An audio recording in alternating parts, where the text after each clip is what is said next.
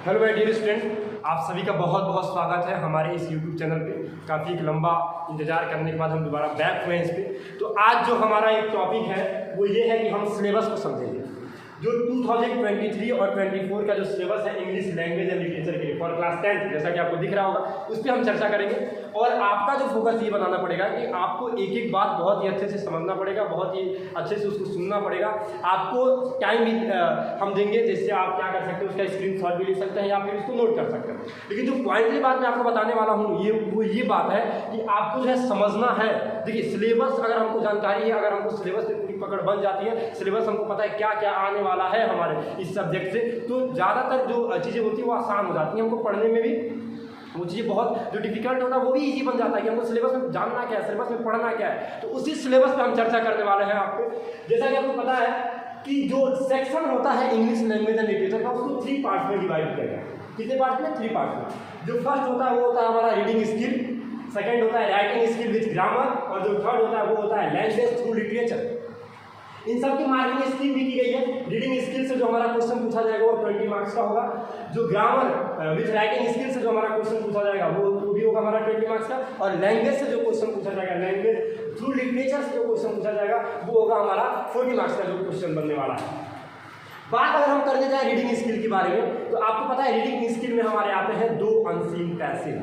कितने? 2 unseen passage आते हैं, और दोनों के दोनों अनसीन पैसेज को डिवाइड किया जाता है। ऐसा नहीं है कि वो दोनों एक ही आइडियाज पे रहते हैं, ऐसा करते ही नहीं होता है। जो पहला होता है हमारा जो पैसेज होता है वो होता है डिस्कर्सिव पैसेज। क्या होता है? Discursive passage. इसकी लिमिटेशन जो होती है वर्ड्स की वो होती है 400 to 450 वर्ड्स होता है। कितना होता है? 400 to 450 वर्ड्स। बात समझ में आ रहा है? समझना पड़ेगा। अच्छा, जो word case based factual passage जो होता है वो होता है हमारा 200 to 250 वर्ड्स। अब जरा बात अब कहो सर दोनों तो अनसीन पैसेज, तो इसकी लिमिटेशन क्यों 400 to 450 हो गया, इसका लिमिटेशन क्यों 200 से 250 हो गया? बिल्कुल सही, आपका क्वेश्चन बिल्कुल सही था, जवाब सुनिए। इसका फैक्चुअल पैसेज का 200 से 250 लिमिटेशन इसलिए बना दिया गया क्योंकि इससे जो क्वेश्चन आएगा वो डाटा के बेस पर आता है। ठीक है, किसके बेस पे आता है? डाटा के बेस पे। जैसे चार्ट पेपर वगैरह बना दिया, ठीक है, समझ में आ रहा है? उससे क्वेश्चन आपसे पूछ सकता है। डिस्कर्सिव पैसेज, अब जरा देखना, दोनों का मार्किंग स्कीम कितना था? 20 मार्क्स का था। अब 20 मार्क्स का था तो भैया दोनों को डिवाइड कर दो, 10-10 नंबर का क्वेश्चन दोनों से आएगा। अब देखना जरा, अब जैसे ही क्वेश्चन आया, ये जो था डिस्कर्सिव पैसेज और फैक्चुअल पैसेज से क्वेश्चन किस तरीके से पूछा सकता है, तो देखो एमसीक्यू टाइप में क्वेश्चन आपसे पूछा जा सकता है, 1 वर्ड में आपसे क्वेश्चन पूछा जा सकता है, वेरी शॉर्ट आंसर में आपसे क्वेश्चन पूछा जा सकता है। समझ में आ रहा है? जिसकी लिमिटेशन, अच्छा, उसका शॉर्ट आंसर में भी आपसे क्वेश्चन पूछा जा सकता है जिसका लिमिटेशन जो होता है वो 20 to 30 वर्ड्स का कर दिया जाता है। दोनों से मैं बता रहा हूँ, तो दोनों पैसेज से, दोनों अनसीन पैसेज जो क्वेश्चन पूछा जाएगा वो हमारा MCQ 1 word, very short answer, short answer type का क्वेश्चन पूछा जाएगा। आई होप कि आपको ये समझ में आ गया। अब आपको ये मत समझना कि केवल ये एमसीक्यू में ही पूछ सकता है, नहीं, एमसीक्यू में भी पूछ सकता है, 1 वर्ड में भी पूछ सकता है, वेरी शॉर्ट आंसर में भी पूछ सकता है। अच्छा, अब हम बात करेंगे ग्रामर, सेक्शन बी जो है हमारा ग्रामर की हम चर्चा करने वाले हैं। ग्रामर से जो हमारा क्वेश्चन आने वाला है वो भैया 12 क्वेश्चन आपसे पूछे जाएंगे, और इस 12 क्वेश्चन में से आपको जो जवाब देना है वो 10 क्वेश्चन का जवाब है। कितने क्वेश्चन का जवाब देना है? 10 क्वेश्चन का जवाब देना है। अब जो ग्रामर का सिलेबस है हमारा उसको देखिएगा। Determiner, tenses, rules, subject verb element, इसको कॉन्सेप्ट भी कहा जाता है, और रिपोर्टेड स्पीच। रिपोर्टेड स्पीच पता है ना किसका पार्ट है? नरेशन का पार्ट है। किसका पार्ट है? नरेशन का पार्ट है। और रिपोर्टेड स्पीच से हमसे क्वेश्चन पूछा जाएगा। तो ये हमारे ग्रामर का सिलेबस हो गया। कितने का सिलेबस हो गया? ग्रामर का सिलेबस हो गया। और इसमें से एक मिनट हमने क्या पढ़ा? Writing skill with grammar. कितने मार्क्स का क्वेश्चन है? 20 मार्क्स इसकी लिमिटेशन है। तो ये मत समझना कि 20 मार्क्स पूरा ग्रामर से ही आ जाएगा, नहीं। ये जो है 12 क्वेश्चन आपसे सिर्फ इन 5 टॉपिक से पूछा जाएगा, और उसमें से आपको कोई 10 करना है। अच्छा, किस तरीके से क्वेश्चन पूछ सकता है हमसे ग्रामर से, इसको भी तो जानना जरूरी है। तो देखो, हमसे क्वेश्चन पूछा जा सकता है गैप फिलिंग पे। गैप फिलिंग पे आपसे क्वेश्चन पूछा जा सकता है, ठीक है। उसके बाद आपसे पूछा जा सकता है ट्रांसफॉर्मेशन से क्वेश्चन पूछा जा सकता है। फिर आपसे पूछा जा सकता है एरर, स्पेलिंग को भी आपको एरर दे सकता है, वो पंक्चुएशन पे भी गलतियां कर सकता है। तो वो सारी चीजें ग्रामर से इस 5 टॉपिक से आपसे पूछेगा। 12 क्वेश्चन कंटेन करेगा, जिसमें से you have to answer only 10। ठीक है, आपको समझ में आ गया। जो राइटिंग स्किल है इसकी भैया, उससे 2 क्वेश्चन पूछता है। पता है कौन कौन सा? एक पूछता है फॉर्मल लेटर और एक पूछता है एनालिटिकल पैराग्राफ। दोनों का नंबर कितना होता है? 5-5।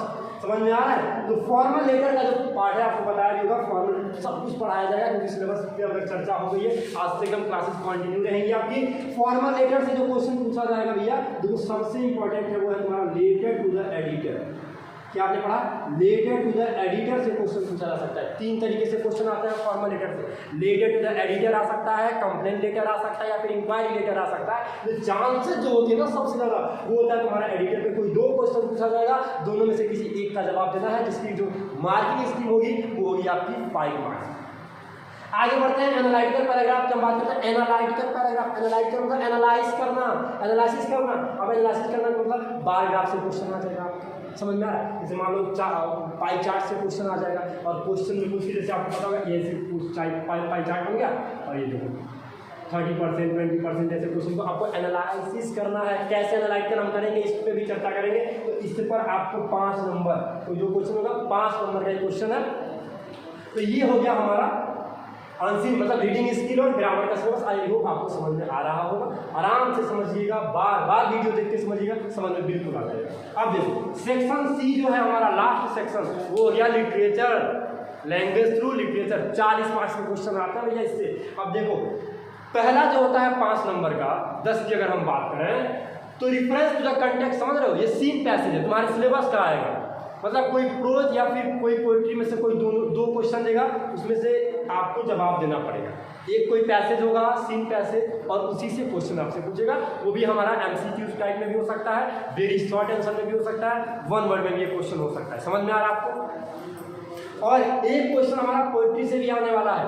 समझ में आ रहा है? तो देखो 2 जो होगा वो प्रोज से आ जाएगा या ड्रामा से, और 2 में से कोई एक आपको करना पड़ेगा पोइट्री में से भी। तो आप समझ सकते हो 5-5 नंबर का ये भी क्वेश्चन आने वाला है। बहुत ही ईजी होता है क्योंकि यार ये सीन होता है, आपकी किताब से ही ये क्वेश्चन आएगा। ये रीडिंग स्किल का नहीं है जो अनसीन होगा, ये सीन पैसेज है। एक पोइट्री से होगा, 2 पोइट्री में से कोई एक करना होगा और 2 ड्रामा प्रोज में से कोई एक करना होगा आपको। बात करेंगे हम short and short type question की। तो हमारी किताब कितना है भैया? 2 किताब है, फर्स्ट फ्लाइट और फुटप्रिंट्स विदाउट फिट। तो दोनों से क्वेश्चन पूछेगा, बिल्कुल सही बात है। 4 क्वेश्चन जो पूछता है वो हमारा फर्स्ट फ्लाइट से पूछता है भैया, क्योंकि उसमें क्यों 4 क्वेश्चन पूछता है? अब जरा ध्यान दो, 5 क्वेश्चन है, 5 क्वेश्चन में से कोई 4 करना होता है क्योंकि पोइट्री भी तो उसमें कंटेंट किया गया है। तो अब ये क्या होता है, फर्स्ट फ्लाइट से हमारे 4 क्वेश्चन का जवाब देना पड़ेगा। उसमें प्रोज भी आ सकता है, पोइट्री भी आ सकता है। 5 में से कोई 4 क्वेश्चन का आप जवाब दे सकते हैं। ये तुम्हारा 40 से 50 वर्ड्स में कंटेंट करना पड़ेगा क्योंकि शॉर्ट आंसर है। फुटप्रिंट से 3 क्वेश्चन पूछेगा, 3 में से कोई 2 आपको करना है। समझना? इसका जो मार्किंग स्कीम होता है वो होता है 3, और इसका भी 3 होता है। 3 4 12, 12 नंबर का क्वेश्चन इससे, और 3 2 6 नंबर का क्वेश्चन तुम्हारा फुटप्रिंट विदाउट फिट से आएगा। मतलब फुटप्रिंट विदाउट फिट से शॉर्ट आंसर में से 3 क्वेश्चन पूछे जाएंगे, जिसमें सिर्फ आपको 2 का जवाब देना पड़ेगा। लॉन्ग आंसर की हम बात करें तो दोनों बुक से एक एक क्वेश्चन आने वाला है, मतलब 2 क्वेश्चन में से कोई एक क्वेश्चन आपको करना पड़ेगा। समझ में आ रहा है? ये था हमारा पूरा आउट ऑफ सिलेबस, सॉरी पूरा का पूरा हमारा ये सिलेबस था, जिसको हमने बहुत अच्छे से आपको समझाने का प्रयास किया। अब हम चर्चा ये करने वाले हैं कि सर जो ये क्वेश्चन आने वाला है किस बेसिस पे हो, कैसे हम इसका जवाब दे सकते हैं। समझ में आ रहा है? तो इस पर आपको कोई एक वीडियो बना के हम अपलोड करने वाले हैं, जिसमें हम चर्चा करेंगे कि क्या कैसे आप किस तरीके से क्वेश्चन आपसे इसमें से पूछा जा सकता है। पहले हम आज जो हमारा टॉपिक था वो था कि हम सिलेबस को कंटेंट करेंगे, क्या क्या सिलेबस में है हमारे, उसकी मार्किंग स्कीम क्या है। तो फिर आपको मैं एक बार रिपीट करना चाहता हूँ। रीडिंग स्किल जिसकी मार्किंग स्कीम 20 नंबर का है, 2 अनसीन पैसेज होगा 10 नंबर से।